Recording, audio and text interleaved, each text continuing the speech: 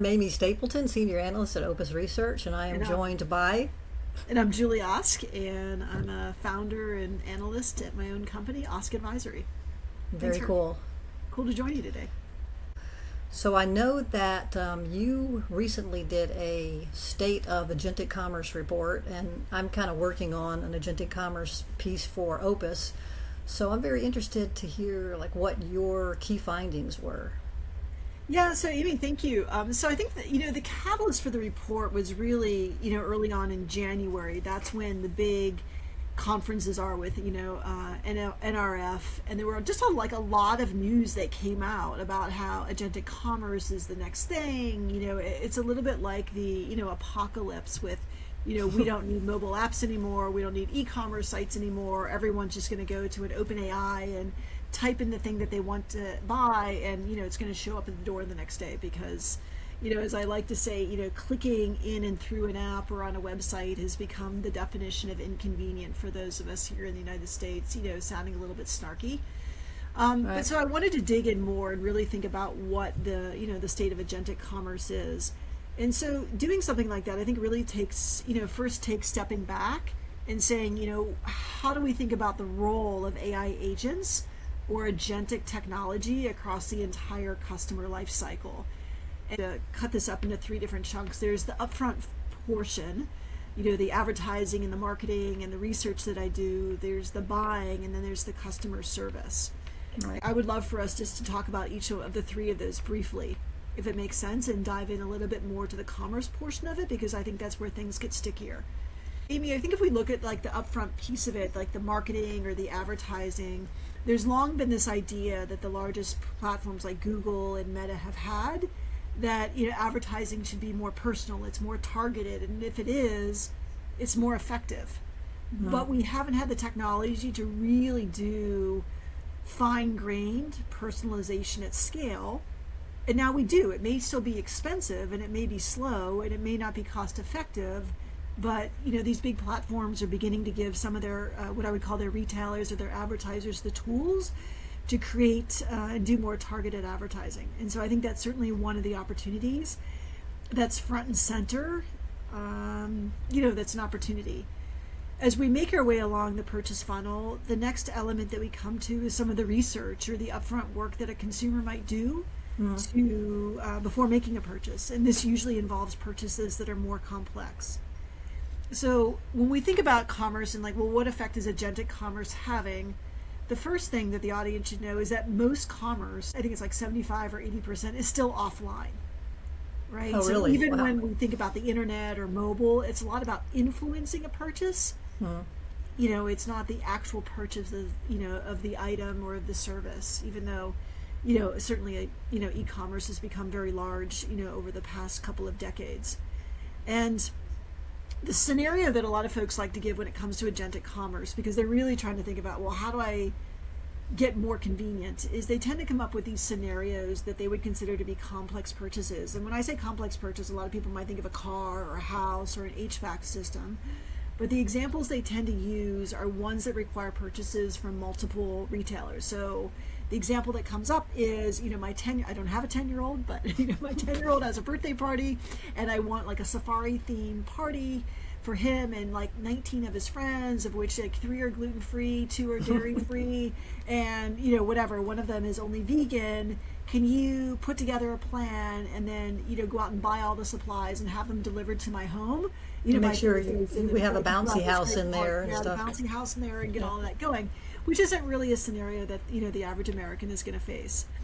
And so I think the opportunities, I would say, for research and for advertising are more practical today than the ones for commerce. Even though, right, and I say that because even if you look at the research phase, right, Google has about 3 billion people on its search daily or weekly. A lot of those are defaulted into using Gemini today. So that, by default, they're accessing Gen AI tools. And then there's less than a billion on OpenAI and even fewer on Perplexity that are asking these tools to help them do product research. I think there's some elements of this that aren't that practical because there's just a lot of components that need to be in place. Like, how do I pay? Who pays? Is my AI agent allowed to make a purchase on my behalf? Are they allowed to use my credit card on my behalf? Are they allowed access to stored credentials?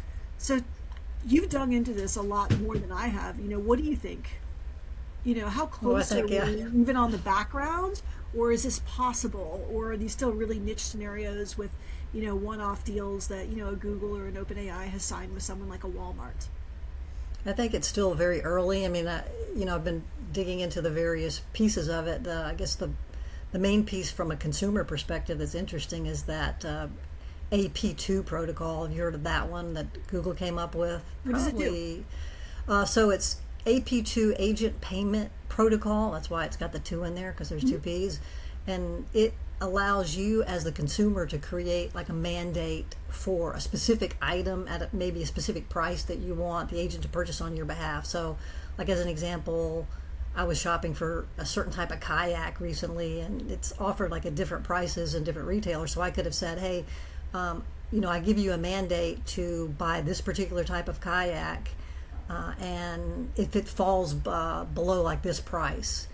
But again, in order to do that, the only way for me to actually put that into my shopping agent right now would be to have like a software development kit where I'm like, doing that protocol thing. And then the other part is that the kayak seller would have to, as the merchant, have that AP2 capability built in. So you can see that that's like something that's just it's not there yet.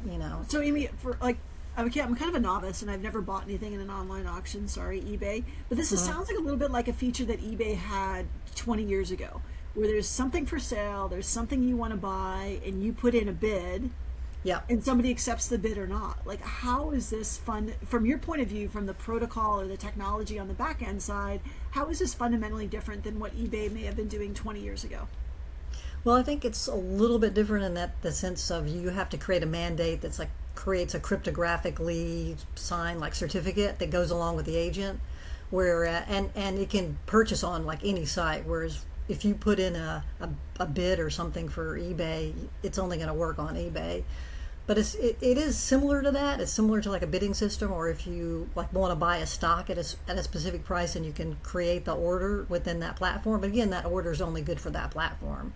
And this one, it gives your agent the little kind of certificate. It can go out into the wide world and shop for you for that item and could buy it from any merchant. But again, the merchant has to have that capability already like embedded into their system. So I think it's going to take a while for that to happen. Scenario? Like, I don't imagine vibe coding my own shopping agent. So when you say who's the you here, is it the retailer? Is it the payment?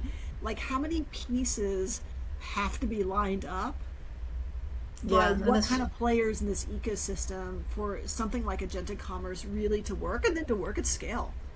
Yeah, I mean, it's a good question. You're right. The vast majority of people are not going to build their own agent. And this takes us back to something we were discussing, I think, last week. The Agent Act, it's not like a law, but it's some kind of discussion framework that Mark Warner from Virginia created that legislation. It's just draft legislation. He issued it, I think it was just like a week ago, maybe a week and a half ago. And it talks about agents that are going to be shopping or doing things, but mostly shopping on behalf of a customer. And it ranks like certain capabilities or regulatory requirements that he is outlining for these agents to have. And a lot of it is about privacy, but it's also about making sure you represent the interests of the consumer. But the interesting thing, this goes back directly to your question, is he sort of makes the assumption that it's going to be more like big companies that are going to sell you a shopping agent that you're going to either use for free, maybe in exchange for being advertised to, or you're going to sign up to it, as some kind of a service. There probably will be companies that will be offering software agent to consumers, and all I have to do is maybe configure it so I can go in there and I can say, hey, I do want this kayak at this price. So I don't have to worry about doing all the protocol stuff and doing the SDK or whatever. But I also think that there probably are going to be tools that are more, let's say, novice friendly, kind of, that are developer tools where you could just tell it what you want and then it'll build it for you, since agents write code now anyway. So it's going to be interesting to see what kind of a future that is. I mean, who's going to create these agents and who's going to control them?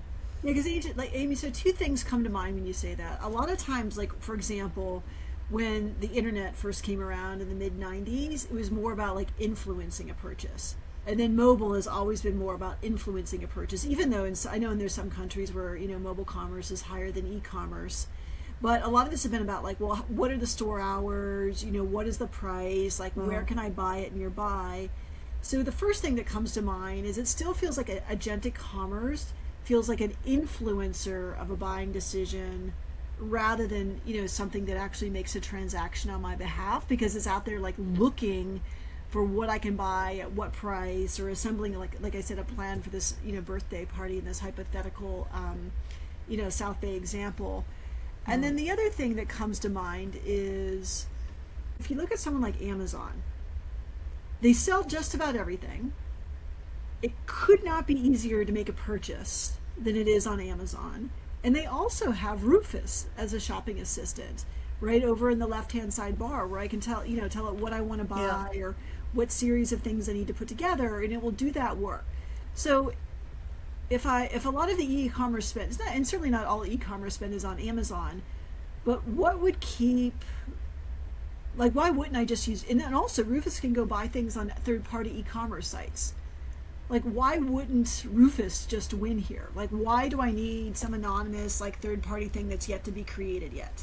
Yeah. Well, I don't know if you saw that, but just recently Amazon rebranded Rufus, so it's actually Alexa now. You talk to Alexa instead of Rufus. For some reason, they got rid of the Rufus thing and they integrated it with the Alexa ecosystem. But I have used that quite a bit on Amazon to find stuff that it's just hard to find specific types of things. You may want to go beyond just what's on Amazon. Right? I mean, could I tell Alexa that I want her to buy a kayak for me from all these different kayak stores across the U.S. at a certain price? I don't know if she could do it on, if I said she can do it if it's on the Amazon platform. But there's some use to saying, hey, I have a shopping agent. I don't care where this thing is for sale, and I know it's going to act specifically on my behalf, and I don't want it to be constrained that it can only shop on a specific online retailer platform.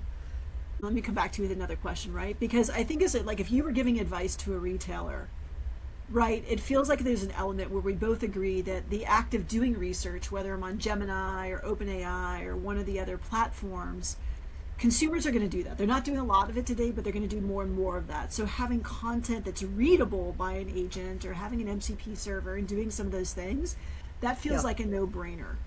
Right. And then I feel like this fun or this use of consumers just giving, I don't know, it's like giving a child a credit card and saying, make some smart decisions. Like, how urgent would you say it is then for a retailer to enable agent payments versus, spending the money on, making their content more discoverable, let's say? Yeah, I mean the other protocol is the right. So now there's two protocols. Do I need to pay attention to both protocols or just one protocol?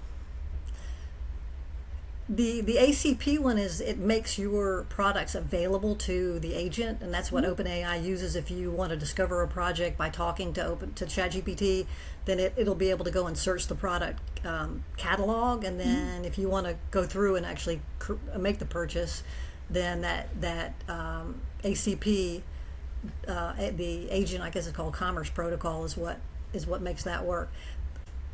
If I was advising a retailer, especially a smaller one right now, I would say, hey, make sure that your products are available to be discovered by agents. Make sure that all of your catalog information is agent readable. You want to show up in this new search capability, right? I mean, before it's not so much about ranking in Google anymore, although that's probably still important, but you really need to be able to show up in ChatGPT, Perplexity, Claude searches, whatever. I mean, that's like super important.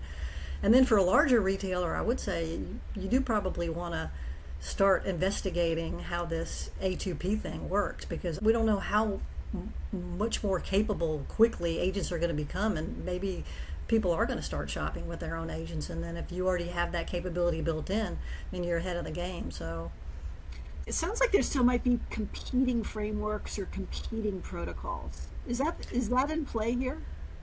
Not so much, because I mean ACP is more on the front end of the agent's going to be able to talk to the merchant and get the information. Who put that protocol forward? That was OpenAI and Stripe. Okay. I mean, there's others, but again, it's more about the being able to do the discovery and connecting to the merchant if you do want to do the payment. P2 is more about this authorizing and delegating what the agent can do on your behalf when making a purchase. So it's like, like you set up that thing within eBay and say, hey, I can buy this thing at a certain price, but if it goes above that, then I don't want you to make a bid for me. So it's just kind of limiting what the agent can do. All right, so next time let's talk about agentic commerce, but from the service perspective. Does that sound good? I like, so for me, I think about kind of like about customer service in a retail context of things like Exactly. how to order, exchanges, refunds, things like that. Sounds good. Okay. All right, until next time. All right, this was fun, Amy. Thanks for being patient with me today. Okay, no worries. All right, I'll catch you later. Bye. Bye.